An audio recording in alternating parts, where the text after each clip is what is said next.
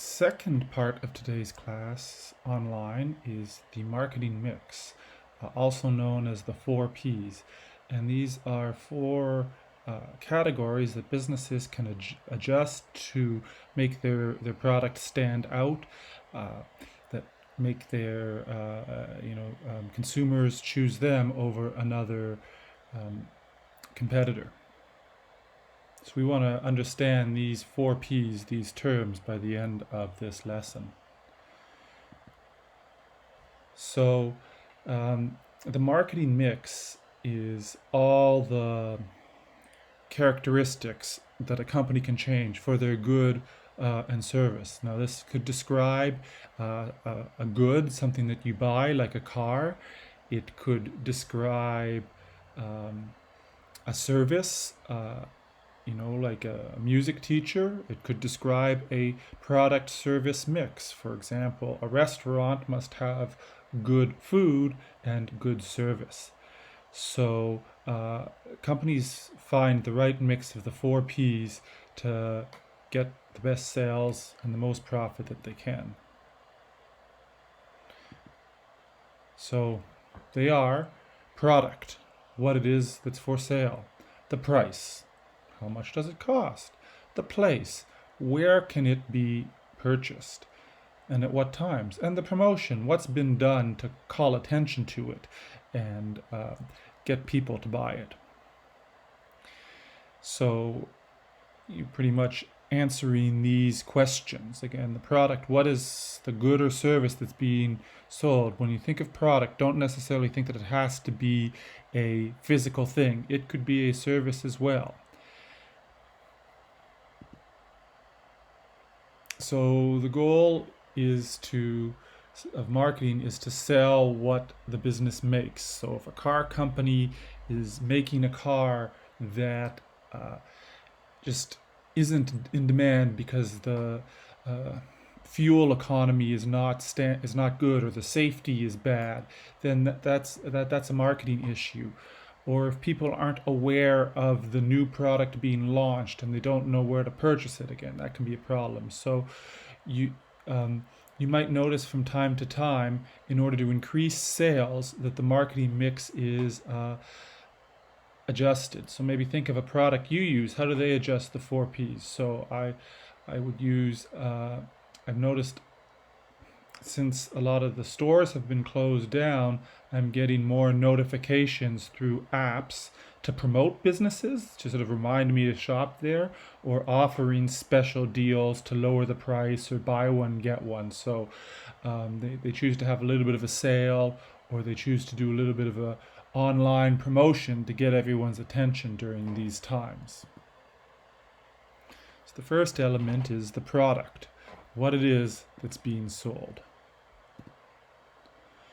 So businesses choose to make a product because people need it, because it can be, it's in demand, it can be useful, people will buy it. So an example where we often have Apple products these days. Well, how did Apple get started? Initially, computers were for businesses only, and they were big computers. They were very, very large and heavy, and it was seen as something you would only need at work. But they thought, hey, what if people could have a computer on their desk for, household, chores, for typing, for entertaining their kids? And they developed cost-effective, smaller, lightweight computers that were easy to use, and so they co-founded Apple in 1976. And it was a big contrast to the expensive, heavy-duty machines that IBM was selling at the moment that a regular person couldn't afford. So what are some elements? Improvements, the quality of the product. Some things are more durable than others. Just because it's not durable or has poor quality doesn't mean that it's ineffective. There's a reason. Sometimes people will choose, maybe low quality paper towel because it's just important that the mess get cleaned up. They don't need to spend any extra money, so they go and buy no-name paper towel. But one element that can be the quality. You'll notice there's restaurants that are very, very good and restaurants. That the food is not as good, but both can be successful. The design, how does it look? Apple takes pride. Jony Ive, who was one of Steve Jobs' collaborators, they would have, a very sleek design, sleek box, very, very thin design, so that it would stand up. Features, a car would have good safety, good handling, good speed, comfort, lots of entertainment features, a good stereo system. These are all things that can be added to a product. So here's an Apple X.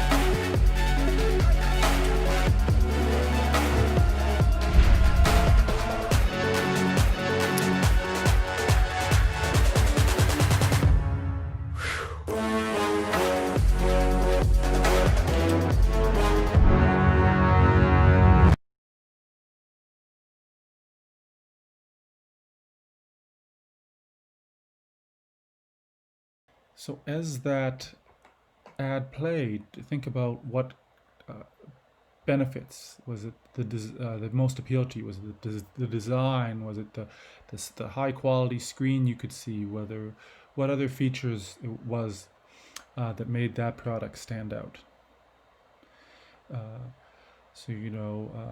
just other terms, benefits, like what is the reason that people would buy it? I needed lunch, so I went to Chipotle. It has a vegetarian entree, that's why I went there. I needed something to go. What is it about it that makes people want to shop there? And lastly, I mentioned that there's often a product service mix. That is like the Apple has a Genius bar to sort of help people learn to use the products. Sometimes it's the combination of both that makes us shop there. So price, pretty clear. How much is it compared to the other? And since we can go online, we tend to be more price sensitive because in the previous times before online shopping, you would be limited to what was in your area. Now you can go, if you're very motivated, you can go and find the lowest price. Also, a few stores in the past 25 years have really emphasized the everyday low prices as part of their brand image, like Walmart, to encourage people to shop there. So you have different styles of pricing, one of which premium pricing, to signal that the product's luxurious. And it's expensive, but people don't mind it because it makes them feel good about themselves. So Nordstrom's a department store that stands out for its higher price, for signaling that it's a premium brand. The opposite would be value or discount pricing, like Dollarama, Walmart, no frills grocery stores, selling items in bulk to people for whom price is a more important factor, and may often for necessities. So as a trend, there might be your product might be an app, and the app might be free. So how do we incorporate the price element to it? Because usually in the past you'd never give something away, but now often on computers things are given away. So you might run into games that are freemium. You get the first few levels, but to upgrade your character, it's more. You might run into an app that has a in-app advertisement. That's a way that they're getting their money. Pay to download. $3.99 to download the app, or a subscription where it's a certain amount of time per. Um, per month. So that's a little bit of a new trend, an item that might initially be given to you for free, but then is monetized afterwards. And just to compare how much revenue do Canadians generate through advertising, it's about the middle of the pack. It's about 50% of apps get their revenue from advertising. So lastly, the place. Where can the product be purchased and at what time? So is it a chain store that's located throughout the city? Does it have one signature location? Is it an online store? Where is it available? And we call this the channels of distribution. That is, how does it get from the producer to the consumer? So Indigo at Young and Eglinton would have multiple channels of distribution. You could walk into the store and you could get it from a bricks and mortar store, but you could also shop through the app or shop through their website and order things that way. So they use multiple channels of distribution. So a trend is more of these specialty channels.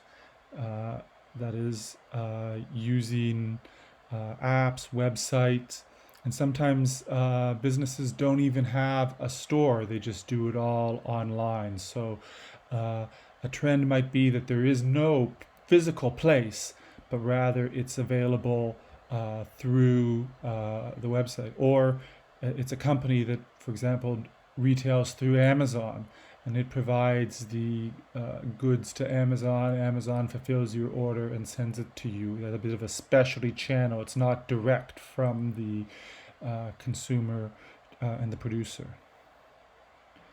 So again, if you want to get a book, there's multiple ways you can get that.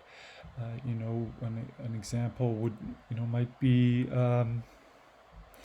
is there going to be one location, like say Stock, which just opened up, as that's the one Stock location in Toronto, or is there going to be a grocery store like Metro that's located in lots of different places? So promotion. Now this is more than just advertising. It's anything that's done to get traffic to come into the store. So it's convincing customers to buy that good or service instead of the offering of the competition. And if everything's similar, that is, it's a product that's very, a hamburger, from one restaurant to another can be very similar. Often it's the promotion. Do you get a, is there, you get a, collector's cup, or you get a buy one get one free, or you get free fries if the Raptors make 12 threes, some little promotion like that. So promotions could include advertisement, having a sale, special event, you meet a celebrity, and endorsements, social media ad campaigns, paying for search engine optimization so it appears at the top of search engine's results, a card where you can rack up points, or an app where you can rack up points, giving free samples, anything that does gets people in the store. So I would say roll up the rim at Tim Hortons is a classic kind of a promotion. You come in, you roll up the rim, you get a 1 in 6 chance of winning. That's how they get people in there. So sometimes, a movie, to stand out, they spend a lot of money, sometimes as much as the movie itself, on the advertising campaign so they can stand out. And here's a little cross promotion between Milk and Batman.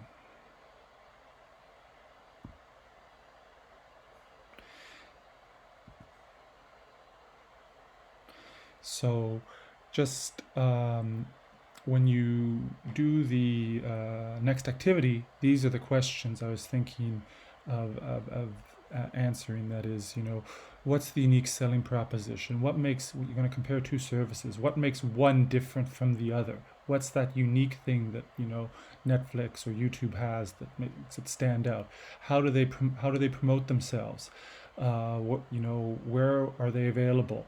What's the price? Research the price for, say, YouTube Premium and Netflix.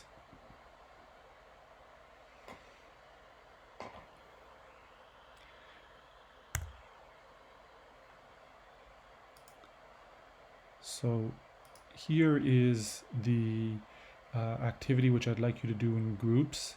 So what you can do is file,